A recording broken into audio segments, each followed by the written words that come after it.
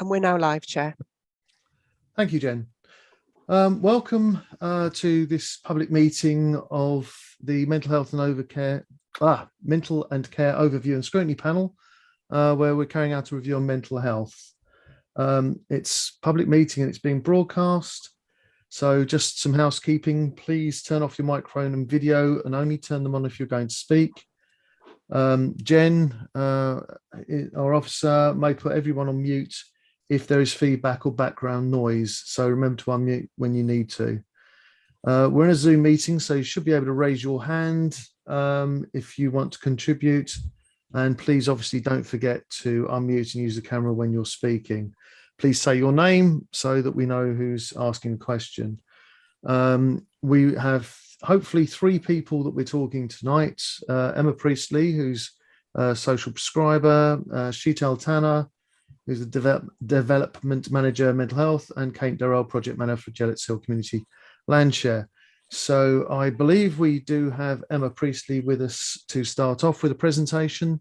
So Emma, over to you. Hello, it's lovely to meet you all.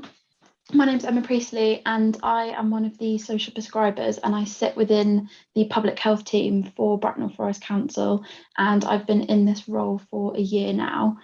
Jen, am I sharing the presentation or are you sharing? I've just got a couple of slides. If you have yours handy, it might be quicker. I can do it if you prefer. Would you mind sharing it if that's okay? That's fine, bear with me. Thank you.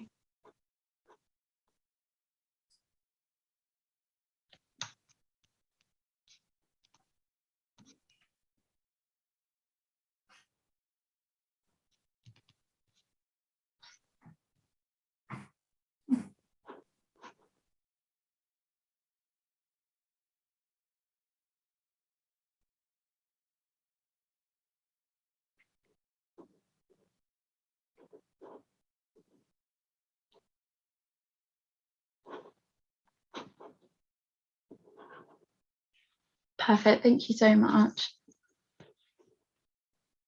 Just while we're setting up that, I think that's on there first. I should have asked for the panel to introduce themselves.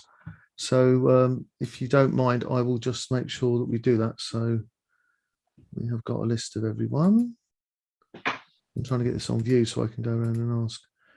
Right, so I'm Mike Gibson, I'm the chair of it, of this particular, of the Mental Health and Care Overview and Scrutiny Panel.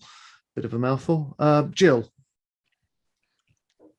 Thank you, Mike. Jill Birch, I represent Hamworth on the borough. Michael Brossard. Yes, thank you very much for that, Mike. I represent Central Sandhurst on borough. My vice chair, Isabel Mattick.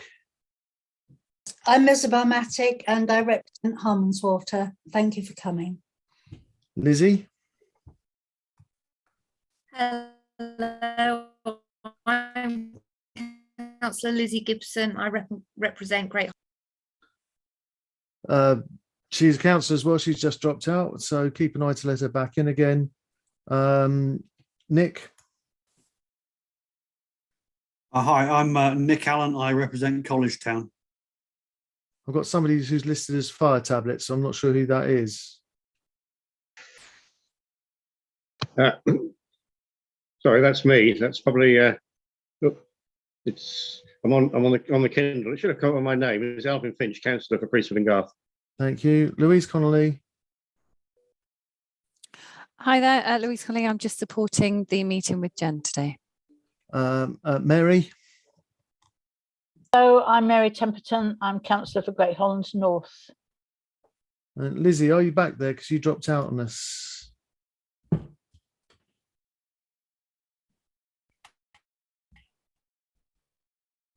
Can you hear me? Okay, she's now speaking, despite the fact she's standing next to me. I'm receiving loud and clear, but I'm Councillor Lizzie Gibson, Great Hollands South. Thank you very much. Sorry about a delay. With no further ado, Emma. Thank you, nice to speak to you all. So would you mind going on to the other slide, please? think there's a photo. There should be some text in a second. Perfect.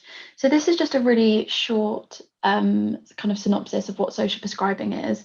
So at the core, social prescribing is a way of linking people with social, emotional and practical needs to a range of, the key point is non-medical support provided in the community to improve their health, well-being and resilience. You want to go on to the next slide? Thank you. So this shows nicely what social prescribing is trying to help. So it's very broad, it's very holistic, it's person-based. We talk to each person individually, and these are just a couple of things that we are able to help them address. So debt and financial problems, unhealthy lifestyles like perhaps smoking, alcohol consumption, feelings of loneliness and social isolation, which was particularly key in the previous lockdowns, and also confidence and goal setting. That's something that we do a lot of as well. We help people set SMART goals and help them set kind of attainable challenges for themselves. And next slide, please.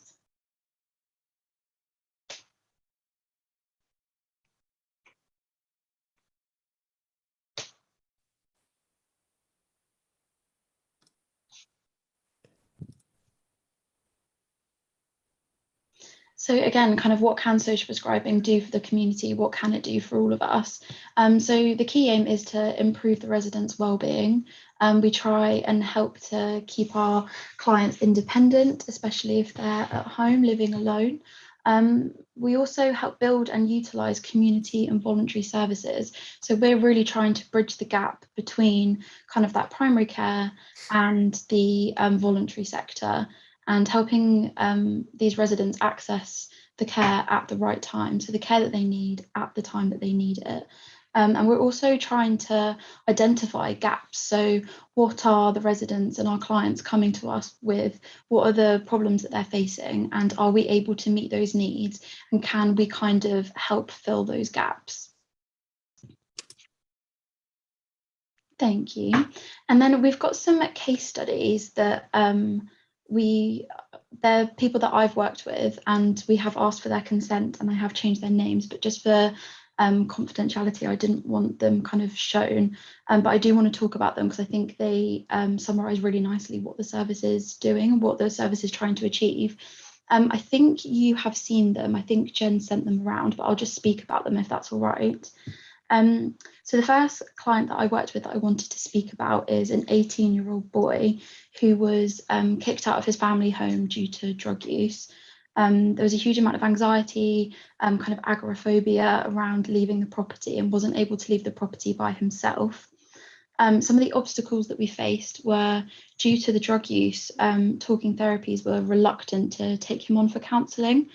And alongside this, there was also extremely limited access to the internet, and obviously with difficulty leaving the home, accessing community support was also really difficult. We were able, by working together and working with the job centre, we were able to get him a sick note, which meant that he could access support from the job centre without actually having to leave his property. And a collaborative approach was taken with New Hope, the drug and alcohol service, and also CMHT, and also myself as a social prescriber. So we were kind of able to take a three-pronged approach to a care plan. One of the biggest benefits of social prescribing is we don't have the same amount of time constraints as a lot of other services have. So I was able to talk to him every week at a set time to give him some structure. We were able to build a really good rapport. And then despite an expedited CMHT referral, connection was still maintained. So while we were waiting, so kind of on the waiting list for things, I was still able to speak to him weekly to kind of keep that care going. Support is actually still ongoing. However, this person is much more confident, making steps to overcome social anxiety, finding it much easier to leave their property, and is currently abstaining from drug use. And then I wanted to add another case study, different age group and different gender. So this case study is a female, 35 years old and a single parent who actually caught COVID over the Christmas period and found the recovery really challenging. She was really fatigued, just really struggling emotionally and physically, and was also homeschooling 2 children, one of which has a autism diagnosis. So as you can imagine, that was really just a massive struggle for her. Again, we were speaking weekly. We were able to sign her up for CBT with talking therapies. And then once she was kind of more in control, felt more in control of her emotions, we were then able to kind of address more practical issues, such as getting her involved in a SEN parental support group, specifically for parents with daughters with autism. She also wasn't very well informed about her universal credit and her prescriptions. So she had stopped taking all of her antidepressants because she couldn't afford her prescription. And so we were able to inform her that her universal credit allowed her to get free prescriptions. We were able to sort that out. I was also able to put her in contact with someone from Housing and Welfare, and also with Silver Homes to address concerns about the electrics in her house and damp and those sorts of issues. Contact with this client is now over, but by the end, we completed a survey with her and the response was overwhelmingly positive, and she felt much more in control of both her personal life and also emotionally. So I think that really shows how all the services can tie together and how social prescribing can kind of be the bridge. So yes, that is it for the presentation. I don't know if you wanted to move on to questions. Thank you. That was excellent and sharp and to the point. I think you have answered already some of the questions that we were going to ask within that. So if the questioners could bear that in mind, and I'll start off with Michael. I think the first one's been answered, but adjust accordingly, I think is all I can say. Right. In that case, then, Chairman, I will try to be brief. Considering you've only been in the role for a year, you actually bring a wealth of experience, and I think we are very appreciative of the slides that you presented and also the commitment that you've made. Also, what I liked is the examples that you gave, for instance, quoting individual circumstances, linking in with Silver Homes, because I think the personal element is very, very important in something like this. A couple of questions I've actually got, Emma, of you. You mentioned about fitness, and I think young people, older people, fitness is important. One of the things I've subscribed to in both Great Hollands and Sandhurst is park run, and I wonder if actually you encourage the older people, there's no age discrimination, to actually engage socially, and it really is a fun activity with park run. You also mentioned about financial circumstances. Do you also engage with Citizens Advice Bureau to help them, for instance, manage their finances? You mentioned about alcohol and drugs. And do you engage, for instance, with DART, who actually try to help those people who have got a drug or alcohol dependency? Last but not least, if I can mention then, Emma, older people, and I think the concern for older people must be social isolation, and very, very much so with COVID, where people couldn't visit each other, and people had to live independent lives. I'm a trustee of the Sandhurst Day Centre, and one of the things we do encourage is older people to engage with us, to come to our day centre in Sandhurst. We provide entertainment, we provide nutritional meals, and it really is a great atmosphere. And it's something that I think older people, over 60, 65, do need to have this, I think, this social cohesion. I think that's the word. And it's something I get the impression from your presentation, Emma, that you subscribe to. So over to you. There's a lot of questions there. So first question, physical activity. Yes, we definitely promote that. And that is kind of one of the key things that we've been relying on, actually, especially now people are able to get out of their homes more. So our service is for anyone over the age of 18 that lives in Bracknell Forest. And I think it's worth mentioning that at the beginning of the pandemic, so that's actually kind of when I started, our caseloads were predominantly those over the age of 70, I would say.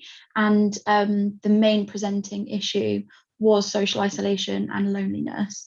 Whereas now I would say our caseloads are actually much younger. So I would say mainly 20s and 30s, and the presenting issues are more anxiety in terms of leaving the home and joining kind of social gatherings again.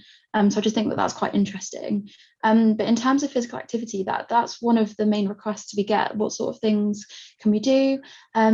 Sport in Mind is a really good one, and we often promote walks in South Hill Park, Tai Chi, walking football. We've also got the weight management service within public health, so we have good links with that. We've also got a link with Everyone Active. So yeah, that's a massive thing. New Hope Drug and Alcohol Service, we actually get a lot of referrals from New Hope, and our main priority with those referrals is typically to get them engaged within a new social support network, something that's positive and will help them with their recovery journey. But yes, charities to do with drug and alcohol use, we refer into all of those. Forgive me, I can't remember what else you mentioned. What have I not answered? Let me look at my list. I'm going to say, Sorry. I'll tell you what, Michael, can we move on? And then we'll hold you yes. back for the rest. No, I'm happy to stand down. Thank you, Mike. Thank you very much indeed. So just going by the order I've got now, can I have Jill, followed by Lizzie, and then Mary Templeton? So Jill. Thank you, Mike. Thank you very much for that presentation. Really interesting. So I've got, do you have any statutory or service level agreement responsibilities for mental health care? So no, our exclusion criteria states that we're not actually able to accept referrals for individuals with severe and enduring mental health conditions. We follow a protocol should we feel that any of our clients that we work with are at risk. We do take on people with a mental health diagnosis and low levels. So obviously I've mentioned about anxiety and kind of agoraphobia, and so we do take on people with low level mental health needs. But in terms of kind of those high level, we would refer into CMHT or the GP, or we would return the referral. So the short answer to that is no. Okay, thank you. Actually, a supplementary. So your referrals all come through GPs, through social services. How do you get the referrals then? So previously, the bulk of our referrals were coming from the GP practices, but now most of the GP practices in Bracknell have a dedicated PCN link worker, which is the same role. They just sit within that practice.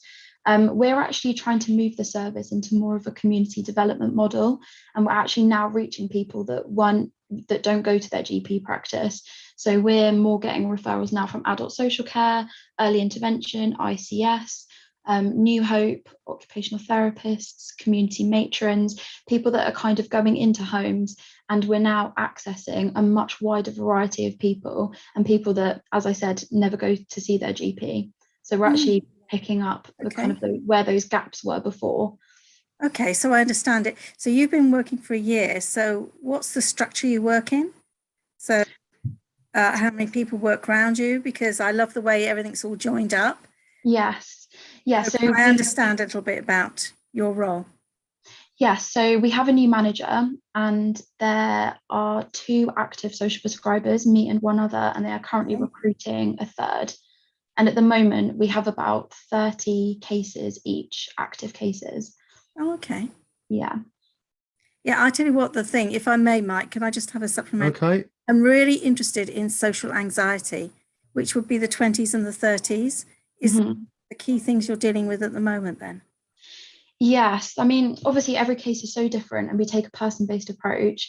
I don't want to generalize, obviously, but a lot of the cases that we are seeing at the moment are younger, and it is more focused to do on that kind of anxiety of leaving the home, anxiety about being in groups of people. Obviously, having been in lockdown for such a long time, I think people are just struggling with that, kind of just adapting to easing out of those restrictions. Thank you very much indeed. I'll pass on to the next person now. Thank you. Thank you. Lizzie and then Mary, please. Am I coming through now? We can hear you. Fantastic. Regarding the system, what do you think is helping your customers to access your service? And are you aware of any barriers to accessing your service? So I think the key thing for us is that the fact that the referral is so straightforward. It's very simple. There's a link on the public health portal that people can fill in, and if they want to self-refer, because I forgot to say people can self-refer into the service, all they have to do is leave their name and a contact number, and a social prescriber will get back to them within 5 working days. So I think that is hugely beneficial, and I think that's why we are getting so many referrals. But also I think that the awareness is so much greater now. So we're getting a lot more referrals from adult social care, and hopefully going forward, we're going to integrate it into their software, into their reporting software, so they can directly refer into the social prescribing service, just to join those services up even more. And in terms of barriers, I think that there is still a lack of awareness within the residents, maybe not so much within the referrers now, but we aren't getting a huge amount of self-referrals. So I think there's just a little bit of confusion about what social prescribing is, what the service could do for them. So yeah, I would say those are the barriers. Brilliant, thank you very much. Thank you. Moving on, Mary, and then Alvin, Nick and Isabel, just to give you a heads up, and obviously I'll turn it round when we go to the next questioners. So Mary. Yep, Mary Timpton. Okay, thank you very much for that presentation. I can see when you can judge how successful you've been when you see something, as in your examples, right through to the end. But supposing you're just prescribing and they just go off and do something, or join a physical club, or they do sort of, how do you judge how successful you are from that sort of situation? Yeah, of course. I mean, obviously those examples do show quite a complicated, just quite complicated cases where a lot of services had to come together. But so a lot of our referrals do just want a simple, I want an exercise club. I just want to know what's going on in my area, for example. So as you said, we probably wouldn't work with that person for that long. They might only need maybe like 2 phone calls. But we use a survey called Our Outcomes, which is a pre and post questionnaire, so we can kind of track satisfaction, and we kind of ask questions about their wellness, any pain, any anxiety, kind of how satisfied they are with their life. So we do that pre and post with every client, and so that's our main measure of effectiveness. And we also measure satisfaction rates. We take qualitative data and also our case studies.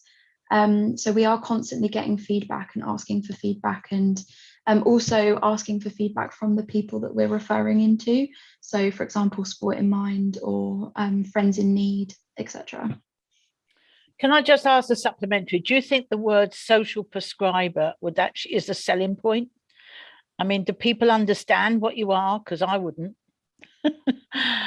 Yeah, I would say that is a barrier, and I think that, yeah, I would say that's one of the biggest barriers, actually, the fact that people don't really understand what it is. I think they're a little bit apprehensive when they when I went to a conference, it was a Labour Party conference actually, and the Brighton prescribers were there, and they were called Let's Go. Oh, okay. Yeah. Yeah. I mean, what can I say? I think that is a barrier, and I think that's why work like this and kind of getting the word out there, and we're joining a lot of other people's calls and doing lots of presentations and really trying to integrate ourselves and kind of get the word out there and just describe what it is that we're doing. Yeah. So okay, thank you. Thank you. I don't think we will be trying to decide what your name should be. No, we won't. No, we won't. That we might want to look at that. Thank you, Mary. That's a very good point that's been raised. I think it's next Alvin, then Nick, then Isabel.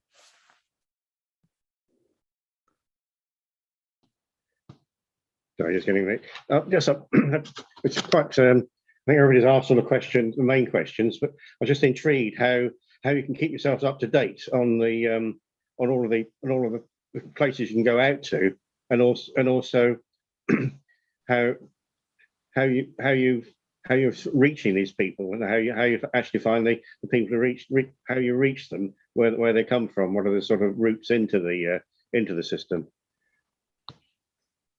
As in, just to clarify what you mean, so as in, how are people being referred in to the service? Yes, yeah, the different sort of routes into it. Yes, of course. So we get referrals from all over the place, as I was saying. Typically, if you take services like ICS, the Intermediate Care Service, or Adult Social Care, they are doing home visits. And so they are kind of more likely to engage in those sorts of conversations, those more holistic conversations. They might notice that someone's housing is maybe cold or damp, and that kind of inspires those sorts of conversations. They would then ask that person for consent, and then they would fill in a referral form on that person's behalf. Some people just fill out the online form, or in terms of self-referrals, they can just do that online. But usually a service provider will complete an online referral form, ask that person for consent, and send it on their behalf. In terms of staying up to date, we have the community map on the public health portal, which has a bank of services that are available in the area. Some of the barriers to that are the fact that it stays out of date, especially with COVID-19. A lot of those services don't exist anymore. So that's kind of where we do the groundwork. We don't just send something without checking that service doesn't still exist. We have really close connections with the Recovery College, Friends in Need, Sport in Mind, as I've mentioned, New Hope, Signal for Carers. A lot of the main charities and in the community, they'll send us their most up-to-date timetables. So we're constantly receiving the most up-to-date information from all of them. But we'll also just do the groundwork. We'll make those phone calls and double check what's available before we refer onwards. 3 or 4 minutes left. That's interesting. We talked about the community map before, which is one of the things that we touched on there, and that is perhaps a way the community map can be fed back to keep our other bits and pieces up to date. Yeah. That's a good point, Alvin. Thank you. We got about 3 or 4 minutes left because I started a bit late. So Nick and then Isabel, please. Yes, thank you. You mentioned that you currently had about, with two of you, got a workload of about 30 people. How does that compare to, I know you weren't around a year ago, but what were the numbers like about, pre-COVID? Yeah, of course. I have the numbers here. So referrals have dropped quite a bit since pre-COVID. And we think this is likely due to GPs weren't seeing their patients face to face, and also the fact that there were just limited social opportunities to connect people to. So pre-COVID, from January to October 2019, we had 228 referrals. During the pandemic, for the same period, we had 124 referrals. And then this year, we have received 144 referrals. So that is a 37% reduction. But having said that, in the last couple of months, the service has actually grown again. So I think we're back up to where we were before. Okay, and following up from that, how has your service changed during the pandemic? Of course. So I kind of mentioned a bit how the presenting cases have changed a little bit. The age bracket has naturally changed. I did see that, Yeah, in terms of kind of like more practically, we are talking to people over the phone instead of meeting face to face. We're just in talks about how to kind of emerge out of that and maybe positioning ourselves in hubs and maybe in libraries or in citizens advice, job centre, that kind of, and having hubs. But at the moment, it's over the phone. So that's how we sort of adapted. Okay, thank you. Isabel. Sorry. Two quick questions. One of my questions has already been answered, but one is, where are the referrals not coming from that we should be getting them? So practically, GPs, we're not getting as many referrals from the GP. We take overflow, but that isn't as much of a barrier because there are the PCN link workers, and we're very keen to work alongside them. So the fact that we're moving in more of a community-based approach, we're picking up on people that aren't actually accessing their GPs and aren't going there and having those conversations.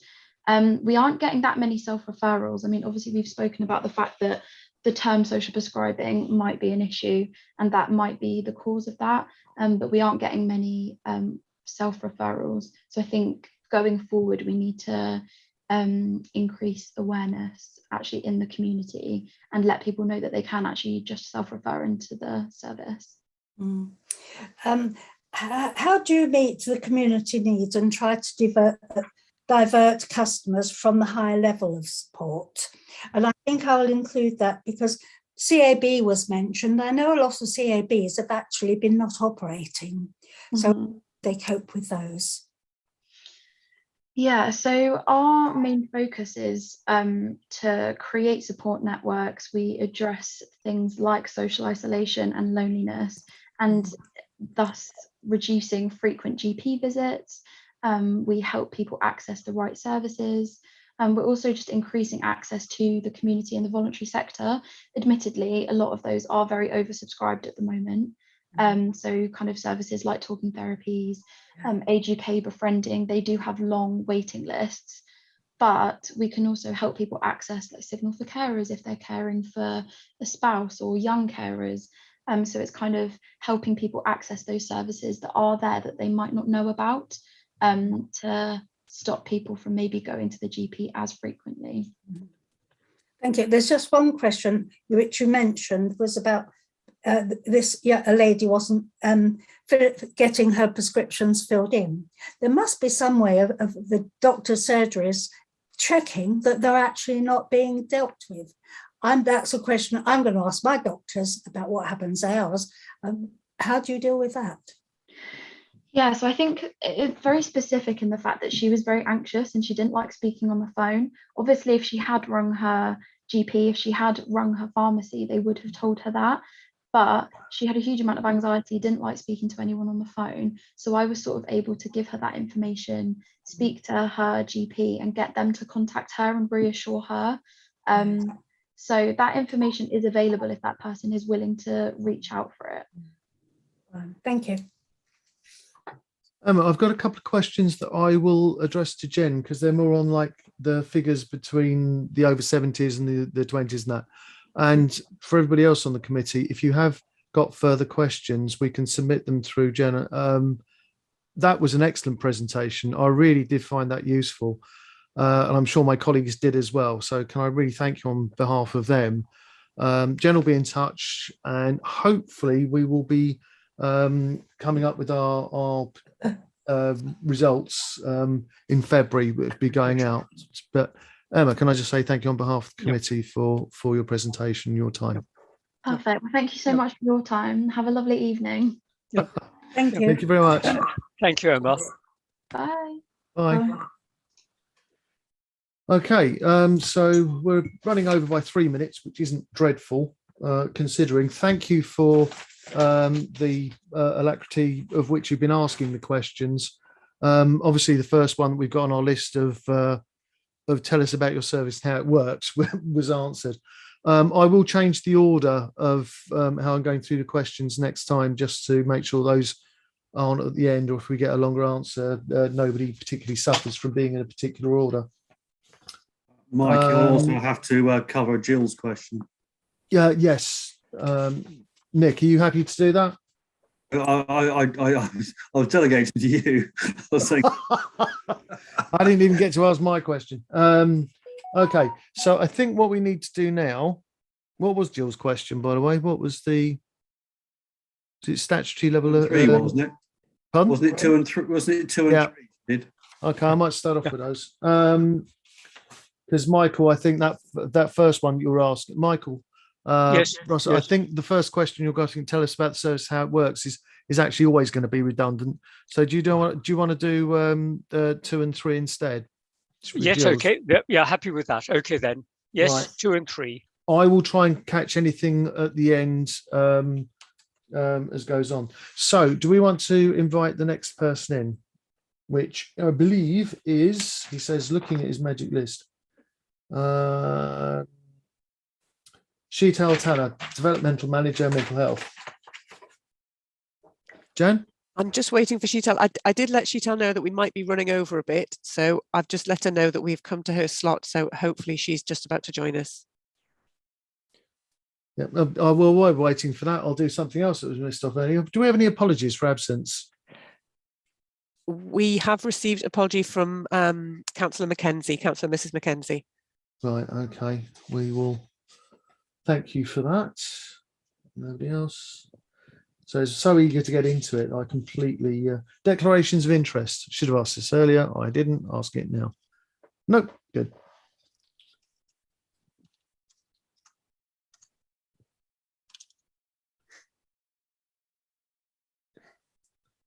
I don't really want to do the intros. I don't think they're that helpful for the moment. I mean, we'll allow Cheetah to introduce herself, but I don't want to take up 3 minutes again.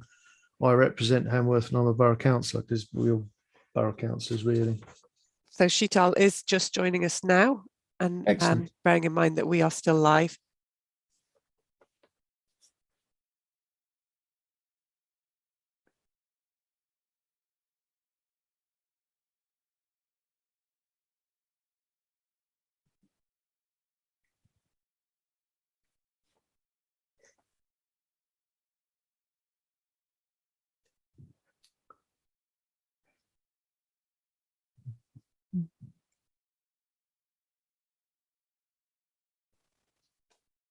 Sheetal's she's just joining us now.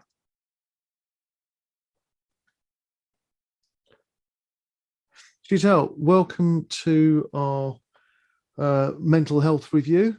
This is the overview and scrutiny mental health and care panel. Very glad that you can join us. I'm Mike Gibson, the chair. I'll ask people to announce their names as they go through. I understand that you're the development manager, mental health. In fact, we heard you speak a few meetings earlier. Can you hear okay? Sheeta, can you hear us? Can you hear me? Hello, I think you're still on mute, but I don't think you're speaking. Can everybody else hear me? Yes, I can hear you. Do you want to indicate? I don't think Sheetal can hear us. Can you hear us? Have you got? Can you? We can't hear you. Try and do it through chat. I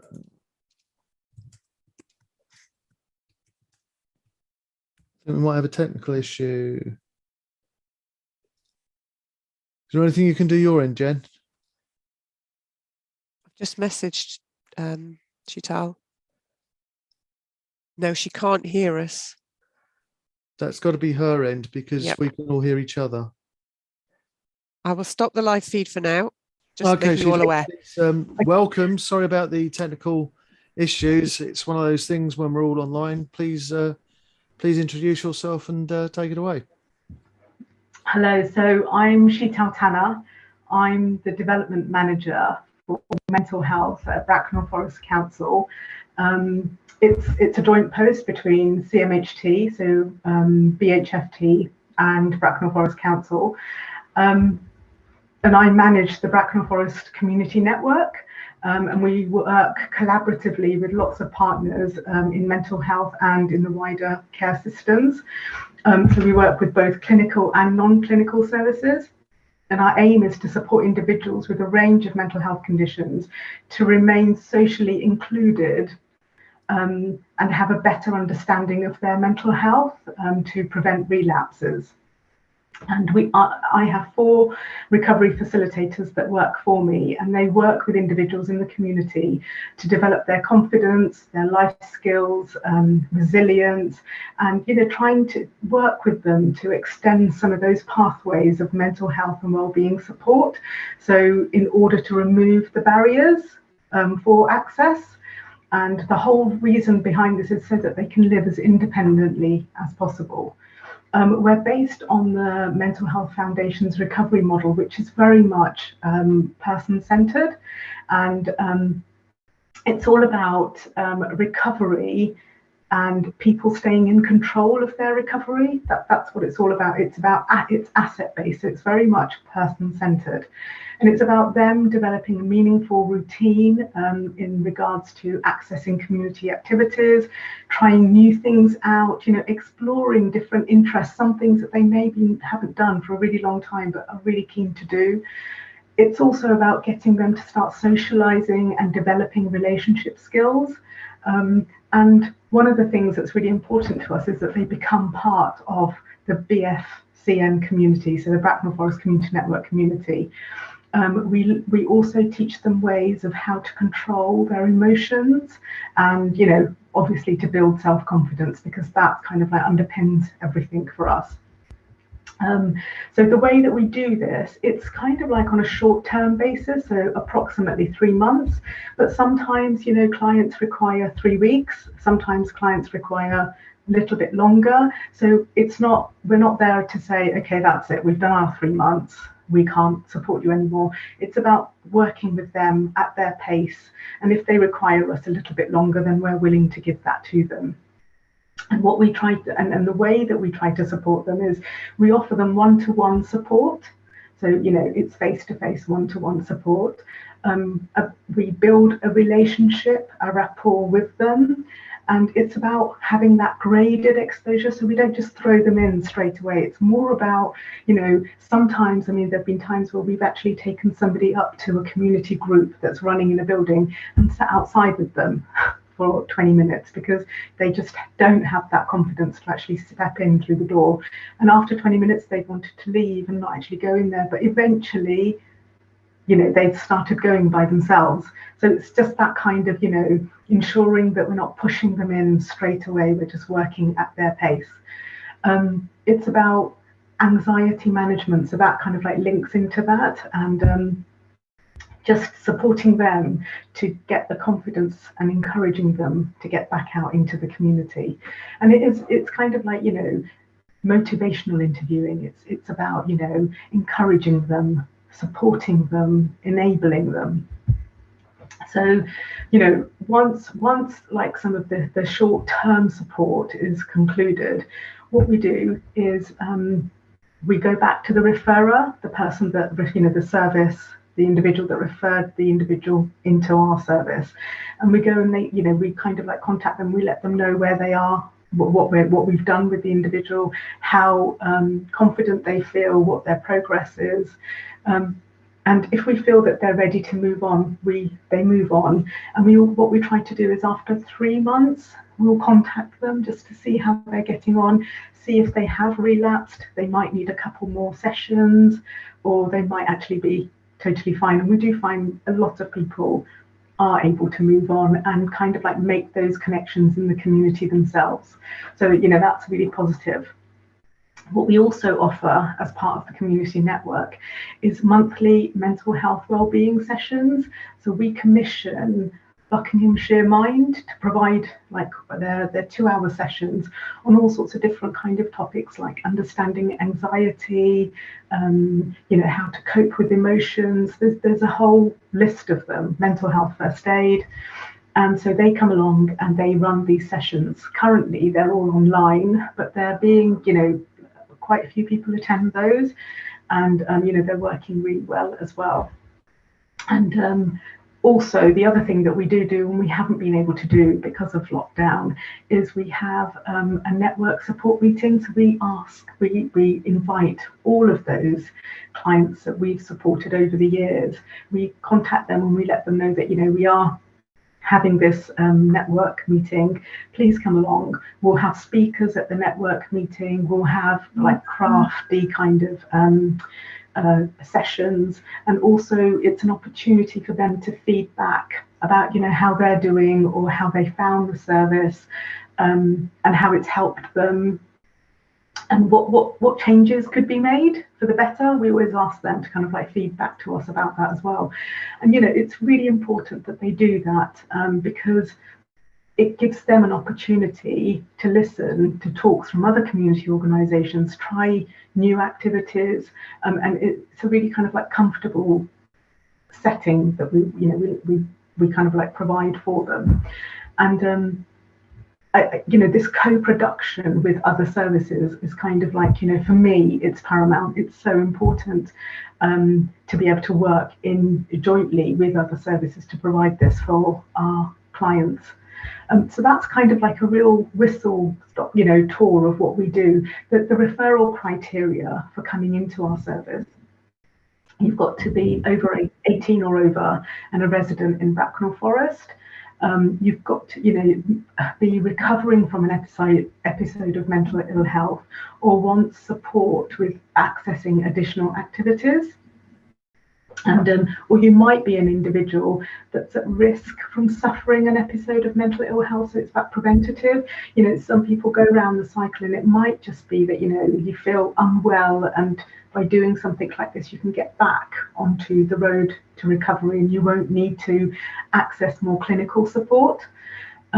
It's also for individuals who are ready and able to access mental health recovery support. It has to be about the individual and whether they're ready or not. If they're not ready, then it's really difficult to work with those individuals. They've got to be willing to accept that, that yes, we want to do this. Yes, we want to move forward. So that's quite important for us.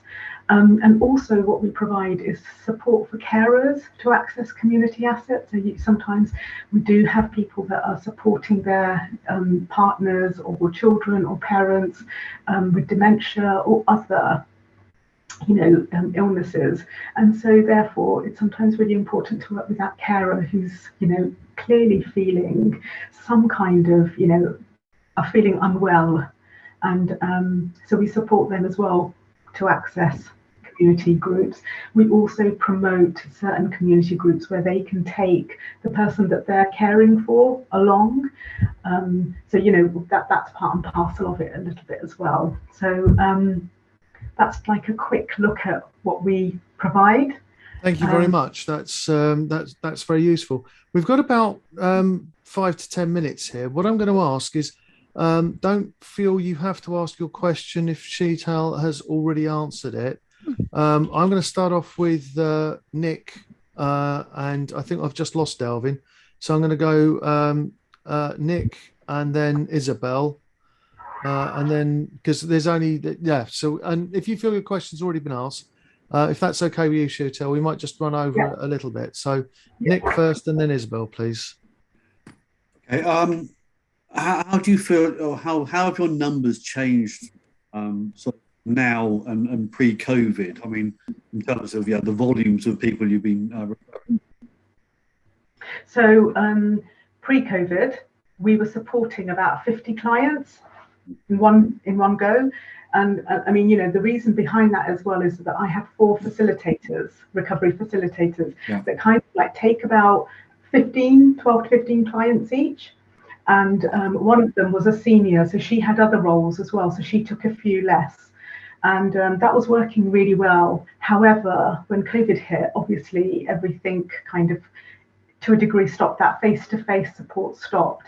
And what we tried to do was encourage clients to meet online or over the phone and provide them with well-being support online over the phone. But a lot of clients didn't want that. They wanted the face-to-face. And so what we had to do was put them on a waiting list.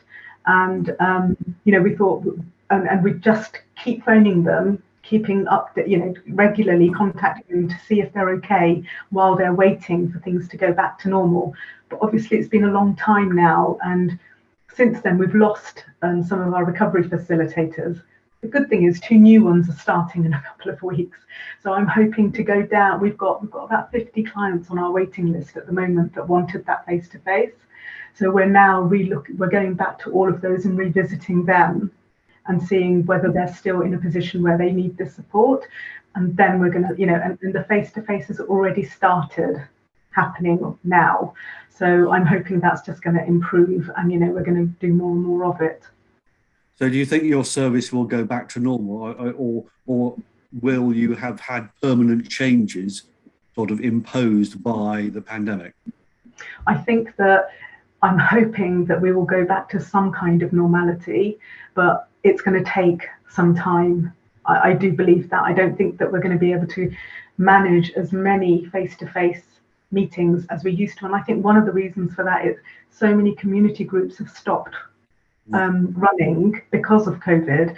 And so there's nowhere to take some of these clients as well, which is quite difficult. So they're starting to build up as well. And once they do, hopefully we can start accessing them. But I think, like, for example, the network meetings where you've got 50 people together, I think we're a long way away from that, Yeah. to be honest. Face to face, one to one is different in somewhere, you know, outside, or we've been doing walks with them and things like that, so we're outside. But big group gatherings, I think that we're a long way away from those. Okay, thank you. Thank you very much for that, Nick. Isabel. Thank you. Two things.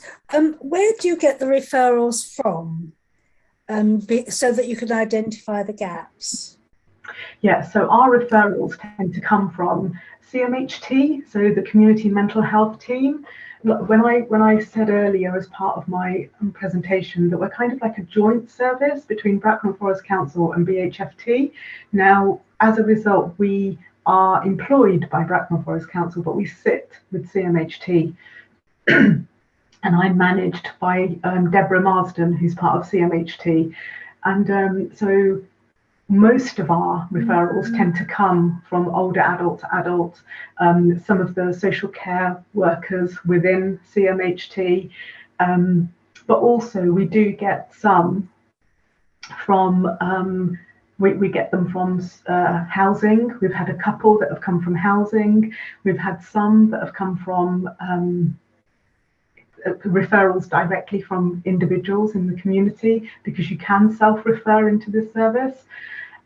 We've also had some from housing, and we used to get referrals from GPs, but that's kind of like reduced a lot. And I think that might be because of Mix being set up, the community connectors, and also with social prescribing as well. I think they're referring into those services more, but also we would normally be going out into the community, meeting with GPs, telling them about our service. But since COVID, and because we just haven't had the staff, it's been really difficult to do that, because I don't want to offer a service when I don't have the staff to be able to meet you know, the requirements of it.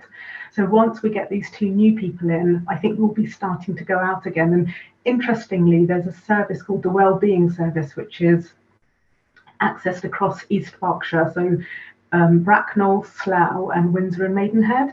And yet the numbers for Windsor and Maidenhead and Slough are so much higher than they are for Bracknell. And that's because in Bracknell, we have the Bracknell Forest the network, community network. So that's quite interesting. So a lot of people do know about us and do refer into us, and do use us quite a lot. And thank you. You mentioned dementia, and that's something that I do rather too much about. But how do you meet their needs? And you know, with them and diverting customers from the higher level support, that's not going to happen with them. I think where do they go then? So it's really hard sometimes, because we do get some referrals. However, with the community network, it's all about the individual engaging with the service. And there was this one time where we took a client, a dementia client, and we started supporting and working with them. But you know, after the second session where we did a recovery plan with them, on the third session, they'd forgotten about the recovery plan and what we'd already discussed. And that can sometimes be quite difficult for them and for the recovery facilitator. And so, you know, yeah, and I think that, you know, we've got to be really careful and mindful of that, because we don't want to put them in any more kind of, you know, in a difficult situation than they already are. So we're working quite closely with older adults, and whenever we get a referral from somebody who's living with dementia, I will contact the older adults team, the dementia team, and talk with them about it and think about possible solutions. And sometimes they will take the referral on and work with that client rather than our team, because I don't think that we're equipped in the way that they are to be able to support the individual. But what we do is work with the carer, the individual that's supporting the person that's living with dementia. We try to support that carer and let them know about the different community groups or what they can do to support them and take them out. And there's been a couple of occasions where we've taken both the carer and the dementia patient out with us, so that they can start getting used to some of these community groups, and so next time they can just take them out and they wouldn't require us to do it. So there's been a few of those as well, but we just kind of like liaise very, very closely with older adults at CMHT. Well, I'm just so you know, I'm a founder member of Ascot Area Alzheimer's Support Group. My husband had a rare form of dementia, so I really do know what I'm talking about. And the real danger is sometimes people glitch at false hope. Yes. Because they never want to see the end result. And that's a big problem sometimes with some people. Yeah. Yeah. Right. I'm going to move on now because we are already over time and I've still got 3 councillors. Please, if you think your question's already been answered, I'll go Mary, Lizzie, and then Michael. Thank you very much for that. My question is really how you monitor success. How do you actually look at what you're doing and thinking that was a successful outcome or not? I mean, you talk about just moving them into a placement, but do you watch and see the pathway? How do you measure? Thank you. How do you measure it? So, well, how we measure. So basically, when I started in this position, which has now been a year, what I did was I put together a monitoring framework, and on that monitoring framework, what I did was kind of like, looked at things like, the general things that we look at. So, client's age, sex, referral, as in where they're referred from, whether they've been successful in accessing community groups, how many times have they attended, have there been any relapses, there's quite a few kind of, monitoring measures on there that we look at. And one of those is kind of like, when we go back to the client after 3 months to see whether they're still in recovery or whether they've relapsed. And that's a really important one for us, just to think about, are they, what happened that, that made them relapse. But what we're seeing from the monitoring reports is that actually, that they are moving on. The problem I've had over the last 10 months or so is that because we've just had one recovery facilitator working with the clients, it's been really difficult to try to monitor, because obviously there's been no face-to-face, there's been no community groups, and so it's very much been about well-being calls, just making sure that the individuals are okay and still being able to access our well-being sessions, or we do a coffee, colour and chat session where people just come along and they talk to each other and they'll do some kind of craft, just to see that's what we've been looking at for the time being. Just how many clients are we getting on, how many are returning, how are they feeling, those kind of things. But I think now that we're going back to more face to face, and I'm getting more 2 new recovery facilitators in, I'm hoping that we'll be able to monitor a lot more effectively and really find out what's going on and how we're actually benefiting the clients with our service. Thank you very much. Yes, it does indeed. Thank you. Right, so Lizzie and then Michael. Please remember to mute yourself afterwards and take yourself off camera. Thank you for your overview. Regarding the system, what do you think helps customers to access your service? And are you aware of any barriers to people accessing your service? So what helps customers? I think that for us, it's about, it's a trust. Trust is very, very important, and respect. I think that what they need to understand is that we are here to support them. Excuse me. We are here to support them, and it's about them feeling comfortable with us, and them, making sure that we're not going in there to say to them, look, you need to do this, you need to do that. This is something else you need to do. You haven't done this. It's more about, it's asset-based, basically. It's person-centered. It's about looking at the individual, talking with the individual, seeing where the individual is at, and then working with them to say to them, okay, what would you like to do?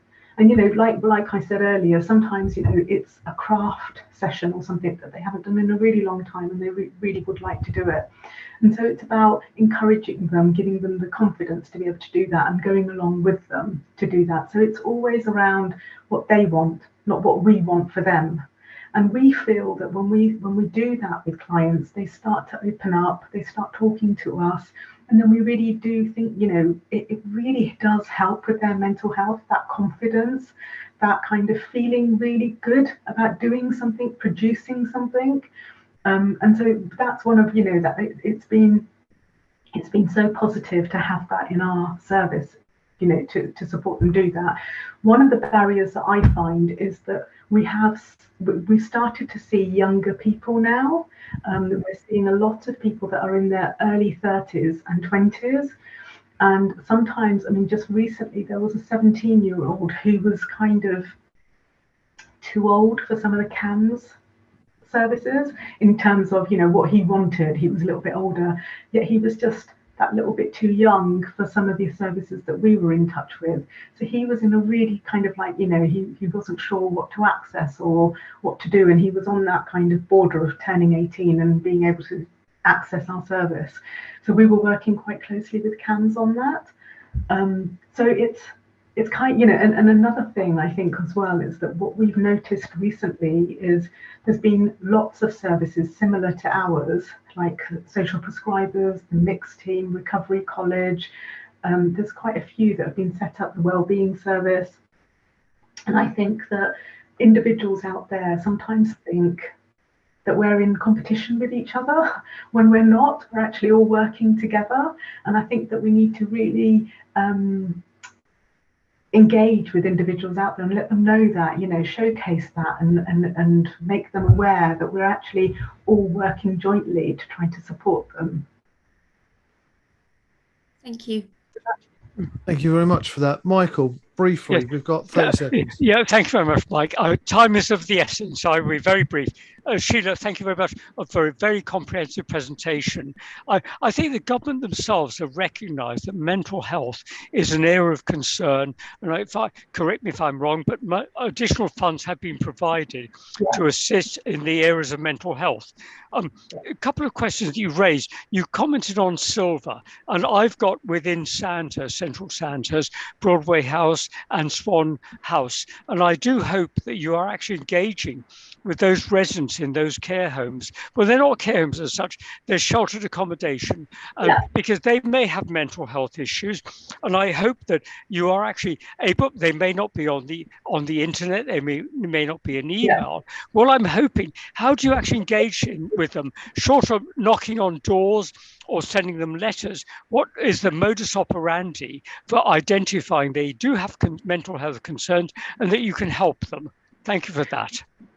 So we tend to promote our services in, you know, the Bracknell Forest, the newsletter that goes out, the magazine that goes out. What's it called? Forest News. Forest News. We have information that goes out on there. We also go to GP surgeries and put our posters up everywhere in GP surgeries. We've been to those care homes before COVID and spoken to them about what our service offers. But just, you know, it's quite frustrating for me actually to talk today because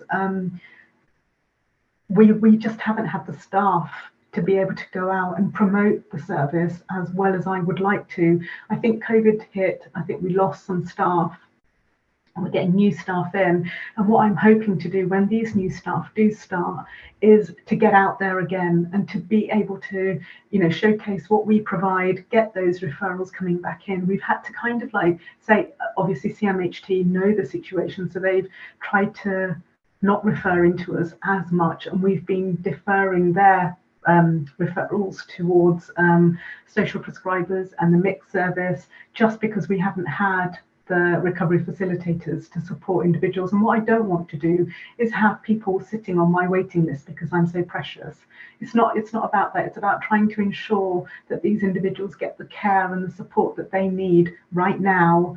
And that's why, you know, we all need to work together. These services need to work together. And what we've been doing is we're all we've now set up a joint kind of like support group within all these services, so that all the workers can come together and they can talk and support each other. They can also learn from each other and engage with each other, you know, really, really support each other so that our clients aren't missing out. So they are referred to other services and are getting the support that they need there and then. But like I said, once the team is back up and running, which I am hoping to do by the end of this year, we'll be out there again and making sure that we're promoting our service to everywhere. Yeah, thank you, Sheetal. Excellent. Thank you very much for that answer. Thank you for that, Michael. Sheeta, well, I think we've managed to go through the questions and we've had a fair good, so we might not have to rearrange. That was very interesting. I'm particularly interested in the fact that you're seeing much younger uptake amongst the 20 to 30-year-olds, which is what we heard from Self-Prescriber earlier. So I've got some data questions, but I'll give those to Jen to feed back. So just on behalf of myself and the rest of the committee, can I thank you very much for joining us tonight? Really helpful. Thank you so much, and I'm really sorry about the problems when I tried it happens. We all have those issues, so don't worry about it. Thank you very much. Thank you so much. Cheers. Bye. Bye. Right, Jen. Yes, Chair. Kate is in the waiting room, so if everybody is ready, I'll invite her in.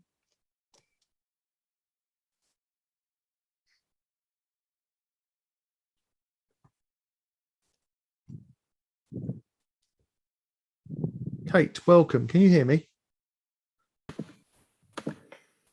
Good evening, everyone. Good evening. Good evening. Sorry for the delay. We had technical problems earlier, which I think you've been made aware of. So thank you for your patience and for waiting for us to get round to you. No trouble. I'm going to introduce myself as I'm the chair of this review of the Overview and Scrutiny panel, which is looking into mental health. We're very grateful for you coming along. My name is Mike Gibson. I'm not going to ask everybody to speak. They'll introduce themselves when they ask questions. But if you'd like to give us your presentation, I'd be very grateful. That's fine. I can just do a quick share screen just to refer to the slides here.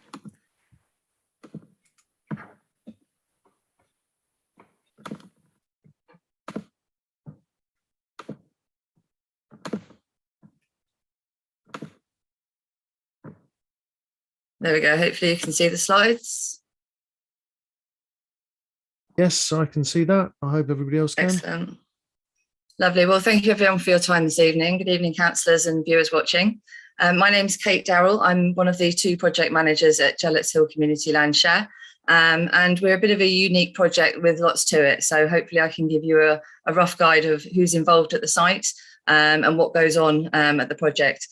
So the site itself is a 6.5 acre piece of land, which was kindly donated by our landowners Syngenta in 2011. And the land went up for public consultation as to what should be done with this field.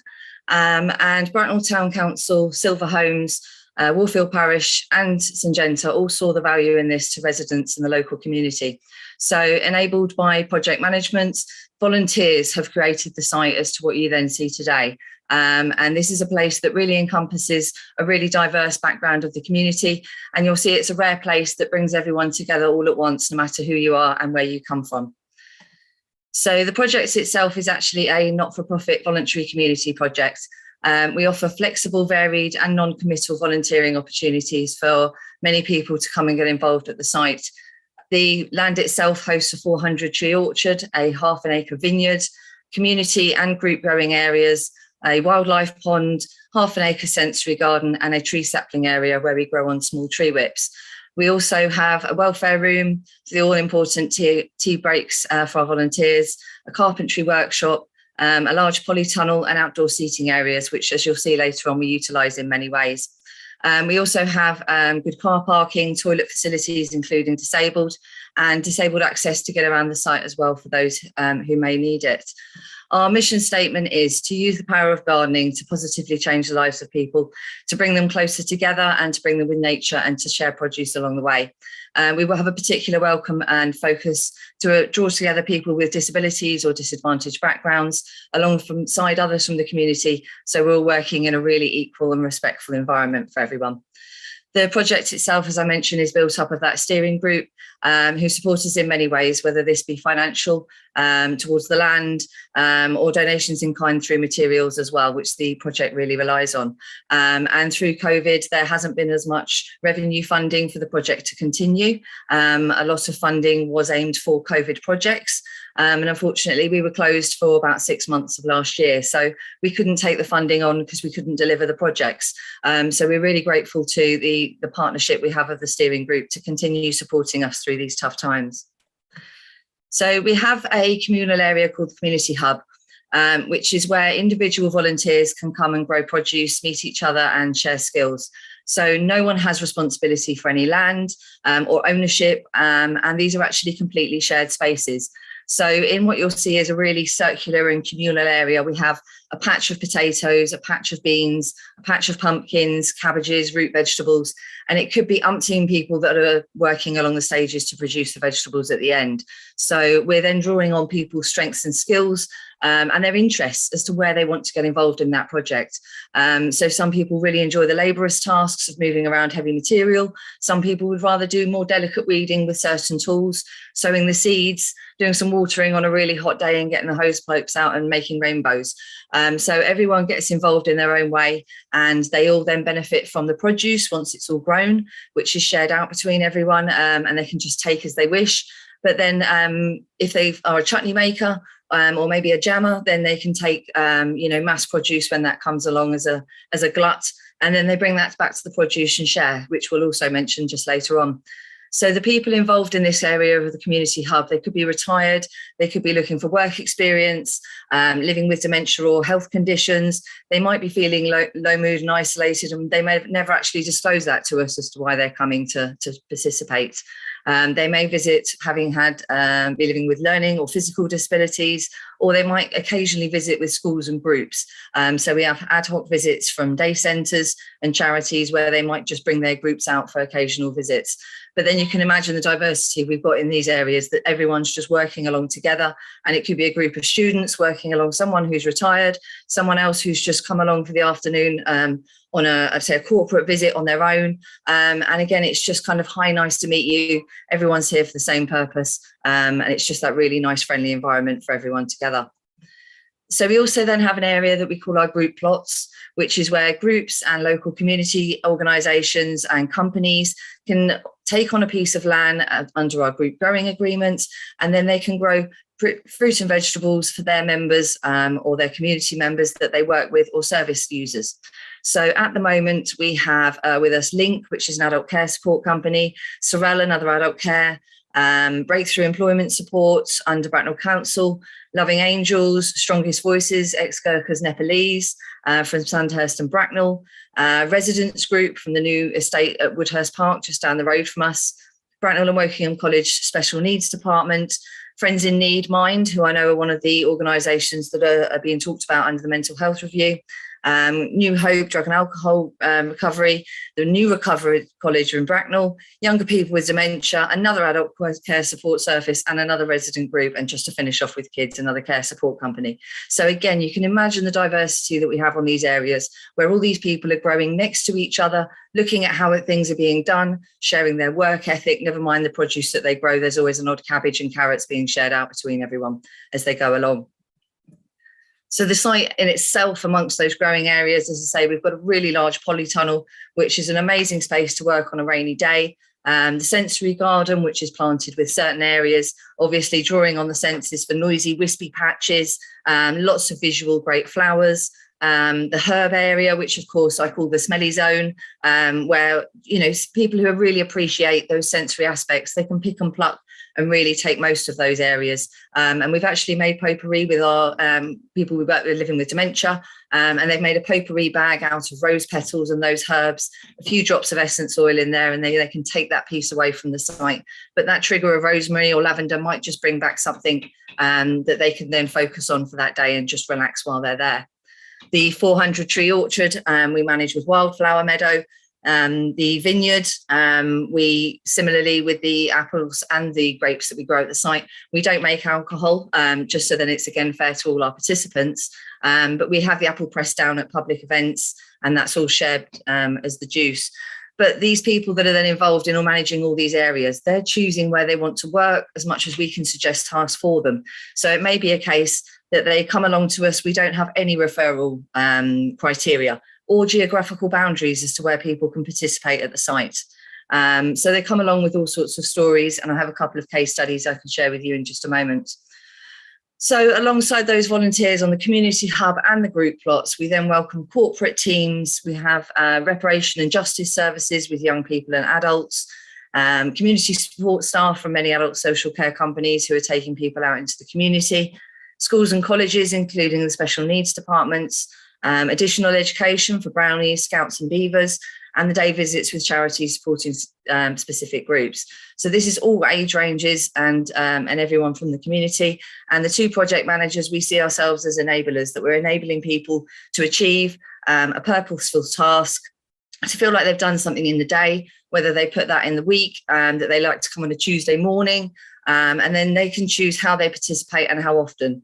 And many of those people then building on. So one of the case studies, just to share with you quickly, was a gentleman who was quite shy, and he'd lost a relative quite recently. He attended a low mood project, which we actually held for 6 weeks, called Growing Your Wellbeing. And he went on to make friends and to socially mingle at the site through coffee breaks, through that gentle introduction, sometimes enabled by the project managers. And as you'll see at the top of this page, we hold public events, which is supported by the Friends of Gellets Hill. And that gentleman just recently manned a stall at a public event. And if that doesn't say a boost in confidence for someone who wanted to work alone, felt withdrawn, didn't know what to do with themselves, not being employed, and to volunteer themselves in a public meeting with volunteers to man a stall at a public event. That for us was a really joyous moment that we see. And it is really hard to record how people really benefit when they come along to us. So drawing on people's skills, we find is a real trick to do to bring people in and to give them some value and purpose. So we host a kitchen and the carpentry workshop for craft workshops, food preparation, and using the growing produce. So if someone maybe isn't a gardener, but they like making jams and chutneys, they can still get involved with the project and support us. Or they might not be a gardener, but yet they're really good fixing things, or maybe making bird boxes, or they want to help us with our general site maintenance as well. They can get involved in so many different ways. Even more recently, we had a Halloween event. So we had a volunteer who was making bunting at home, and we had the spider plant pots that you'll see there as well. And she made witches' hats and capes out of recycled material that she was sewing at home. And this was just, again, drawing on people's skills, and she felt like our Halloween coordinator. So just bringing people in and really kind of giving them that purpose and showing them that they still have value, even if they're not able to do the practical work themselves. So I'd just like to go back to the main site of the project itself here, just with another quick example with a lady who actually, she used to drop her husband off for some early onset dementia sessions that we ran at the site a few years ago. And this lady, unfortunately, she used to just drop him off in the car park, and the group would take him to the activities with us, and she would pick him up and drive him off. Since then, the gentleman's dementia has developed, and he's now living into supportive living, but then her accommodation moved as well. So she's now living in an area that doesn't have a garden accessible to her. So she actually now comes to participate at the site. She knew that we were there. And I think that is such a key in terms of this mental health support moving forward, is that projects need to be ongoing. They need to be stable and somewhere that people know that they can go to at that time of need, rather than having to just something, waiting for it to come along. Some of our volunteers may come to us for one reason when they sign up, but then 5 years later, a crisis in life can really mean that they're coming for us for a different purpose. It's flexible volunteering. They can register with us by having a tour around the site, and there's no referral process necessarily. So all those partnerships that we work with, we can have all that great networking going on, but it really is drawing in on those individuals as well. And some people who may come as just as a respite as well, from people that they're supporting at home themselves. So there's so much more that goes on the site in terms of workshops and opportunities here, which we could go on for so much more detail. But I'll keep it brief this evening, as I appreciate we're running over. And I'm happy to take any questions from anyone further on. Thank you. That is incredibly impressive. Obviously aware of Gellets Hill, but not to the extent of what you've done there. Particularly impressed with the fact that you've got Ellington Morris there from Maidenhead but we do have our own one in Bracknell, which is a border side called OBJ, which one of our actual councillors used to dance with, I believe. Anyway, moving on from that, that was an excellent presentation. I'm sure that we've got questions, so I'm going to start off with Michael Brossard, and if you could start off questions, we'll go back round in that format. Yeah, thank you for that, Mike. Kate, an excellent presentation, great photographs. That was very inspirational. What I love, I have to say, it's not really a question, it's observation. You engage with the Nepalese, and I'm a Central Sandhurst Borough Councillor, and obviously, I mean, the Nepalese are there. You also, what I think is very important, is you engage with those with autism to actually allow them to actually grow and develop their skills. Also, what I liked also is I think if I'm correct, Kate, you actually engage in community payback. Those people who, through whatever circumstance, are disadvantaged, and you actually give them a lease of life. Also, having visited you, I think several times, I do love the fact that you've actually engaged, or the equipment that came from the Olympics. I seem to remember the paths, the stones and such like actually came from the Olympics. So it's really a question is, how can you actually develop over what you've already achieved? Well, it's funny you should mention that, because the Olympics, the decking that we had more recently, is actually coming to the end of its life. So it's going to be a very hands-on project, and lots of recycling materials moving forward to actually adapt that area now to the more specific needs that we need of our volunteers. So the decking, in fact, was quite a stripy area, which, as I understand it, and I saw evidence of, wasn't great for some of perception for some of our volunteers, or it wasn't so smooth to walk over in walking sticks. So we're ever developing that, but because of COVID, some of our spaces have actually adapted, and we've had to change the layout of certain areas. Whereas we found actually then that certain areas that we're now rearranging, we can do that a little bit more specifically for those who are coming. So whether that be our table layout or having chairs in certain places as well, the project is ever moving. As much as utilising the spaces for different things. So we've actually had Tai Chi out on the land. So the way that we're developing and using that land now may actually not be a physical development. It could be the people development and reflecting to our audience and calling for well-being. But also then could bring a form of income to the site as well with projects. And certainly along the autism lines that you mentioned, we host a social commissioning service where we employ staff to support individuals one-to-one. And again, it's bringing that income stream to the site as well, that we're then employing people and growing the business and our internal structure as well. So ever developing, but there certainly is a cry for the well-being and utilising the land as much as group meetings where we can rent out areas of the site to host community groups as well. Thank you, Kate. Thank you very much for that. I'm going to go Lizzie, Mary, and then Isabel and Nick. Okay. Thank you, Kate. It's always great to hear about the land share and what you're doing. So it's great to hear an update. Thinking about the system, what helps clients to access your services or get sort of referred to you or find out that you exist? Because I have to say, until I became a town councillor, I had no idea. And I think the work you do is brilliant. And are you aware of any other barriers that prevent people getting involved or finding out about you? I think in respect to marketing and people hearing about us, we've only in the last year now have 2 project managers, and previous to that we only had 1 with a project coordinator. And just on that community hub area, we have currently 50 active volunteers. And that's regardless of the group plots of those 16 groups that could then also have up to 20 members each. So you can imagine then the numbers on the site, add a corporate team, a minibus from the school, and you've then got a very busy site. So actually in terms of those numbers as well, if we were to have hundreds of people a day, we wouldn't necessarily have the capacity and the work, and also to be able to have an individual relationship to get to know people and to draw on their skills and to find out they're into woodworking or they enjoy sewing or they're cooking and all these other things about them when actually they come along saying they're a gardener. So in terms of that open access as well, I think that has built on word of mouth as the project has. But as you'll see, even in terms of the mental health subject, all these organisations, the Bracknell Community Network, we do presentations at.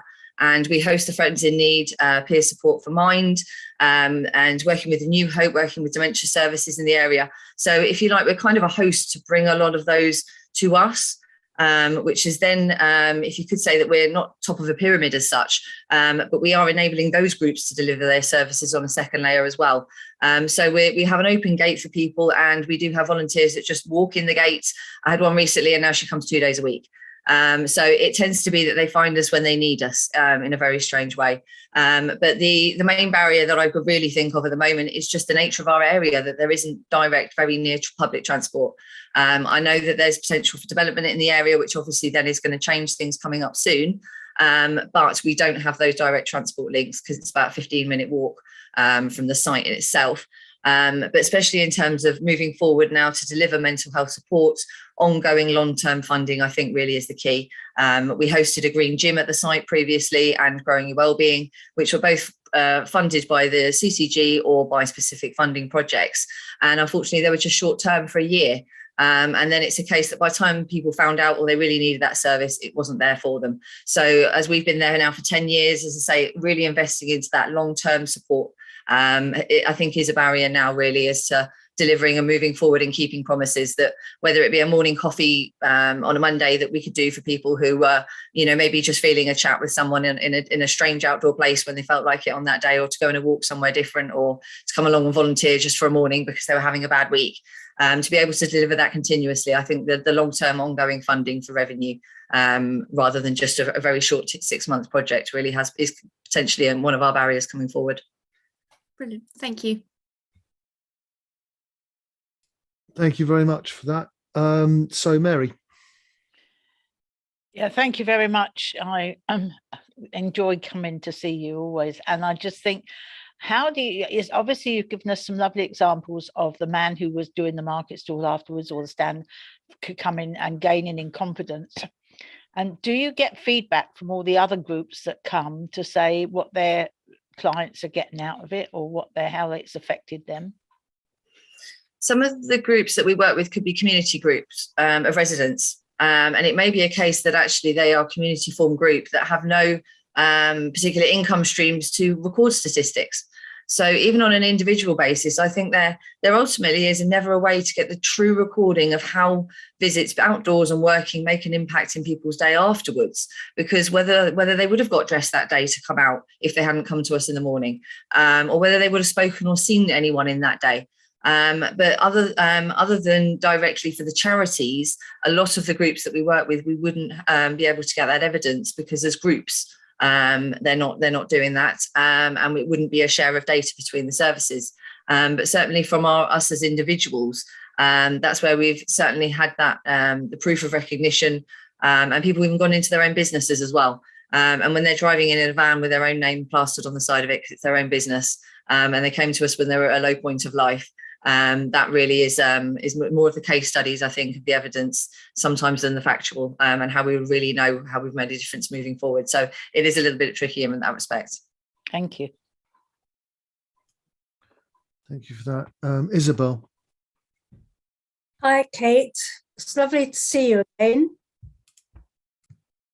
It's good to see you. Yeah, must come and see you again. Are there any other groups that you want to physically encourage to come along? You haven't mentioned Muddy Boots. Are they still there? Yes, we still rent a part of our site to a private company, Little Muddy Boots, and they host sessions for predominantly under fives for toddlers.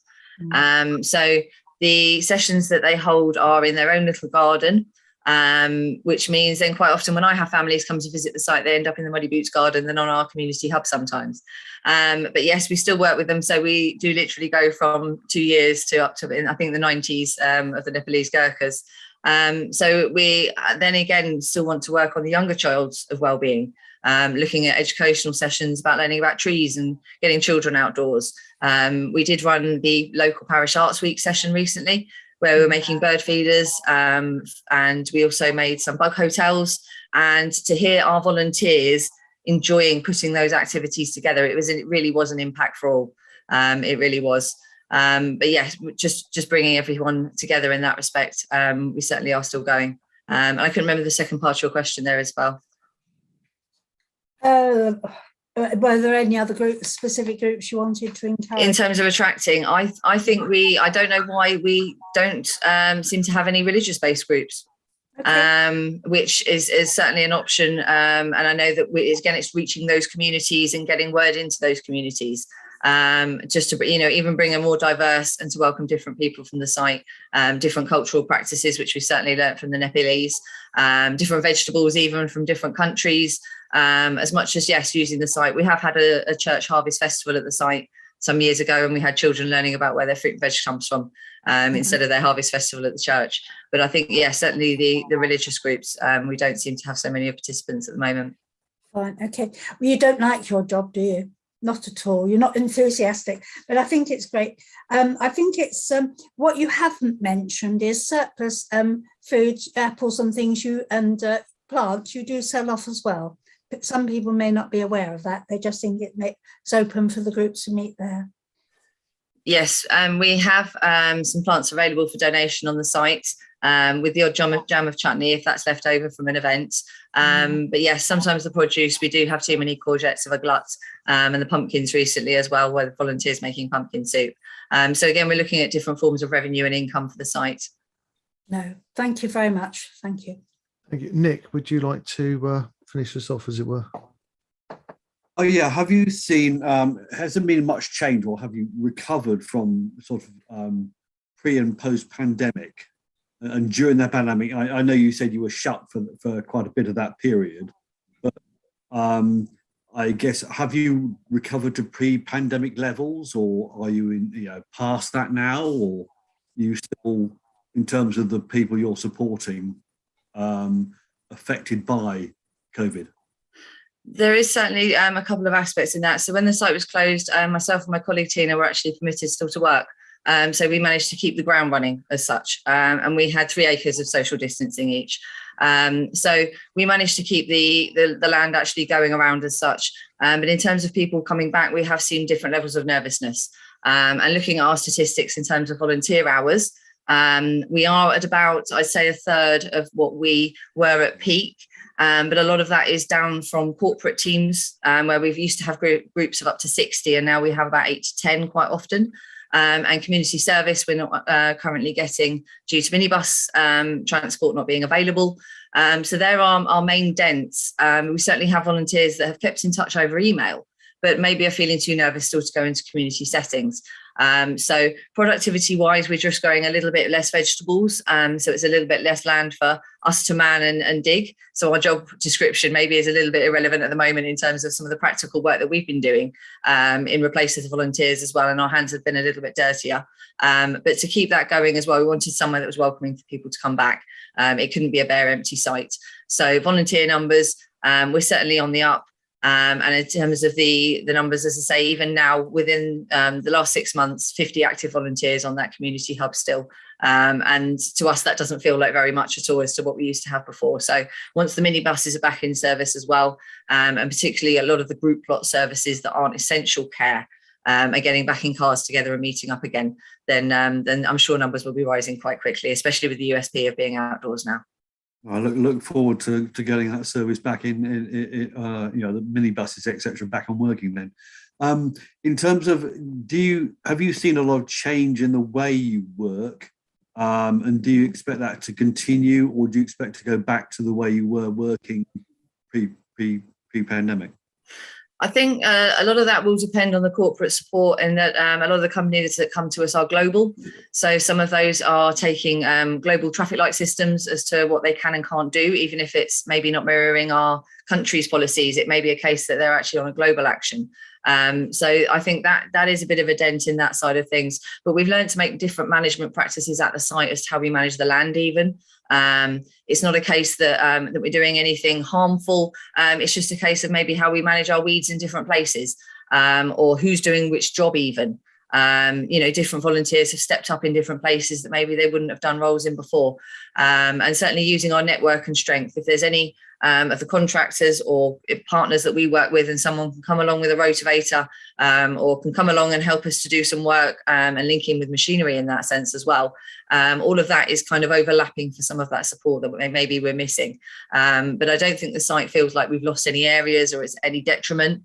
It's just a case that we haven't grown in as many areas as we would do really, and just keeping those weeded off. But we're certainly on our up, and our graphs are really kind of pointing in the right direction, that they are on a really steady increase. And we hope to continue that over winter as well and build on our public events. Thank you, Kate. Back to Mike. Thank you very much. Thank you, Nick. Thank you, Kate, for the presentation and answering our questions. I have to confess, I've never been to Janet's Hill. I really would like to visit, not just because of the overview and scrutiny thing. I would actually like to come and see for myself what you're doing, because what you've described and what you've gone for is inspiring. Thank you very much for that. We are going to consider our questions. We might ask a couple of things sort of data driven, which Jen will get in touch with you separately. And we're hoping to take the reports to February, when we'll be early February, when we'll be publishing it. And of course, we'll send you a link to that when it's done. But thank you very much for your time from me and behalf of the rest of the committee. Thank you, everyone. And there's opportunity for any tours at any point. Our contact details are in the slides there if anyone would like to arrange a visit. Love to. I'm sure there more than just me will take you up on that. Yeah. And obviously other councillors are already very familiar, as they've mentioned, so I'm playing catch up. But yes, I will definitely take part in that. Thank you very much for your time. Is there any second year? So by the time the project was really delivered, unfortunately, we did feel that the wave come back once the project wasn't still running. And I think the evidence of having something that's long term, where people maybe aren't signing up for a particular reason and they don't know what's coming in life, whether it's redundancy, personal grief or loss, a health condition, and where they come from in that background. I mean, I started as a volunteer myself in a very low place of mental health and anxiety. I never thought I'd be employed and I'd be grown up enough to do this kind of job.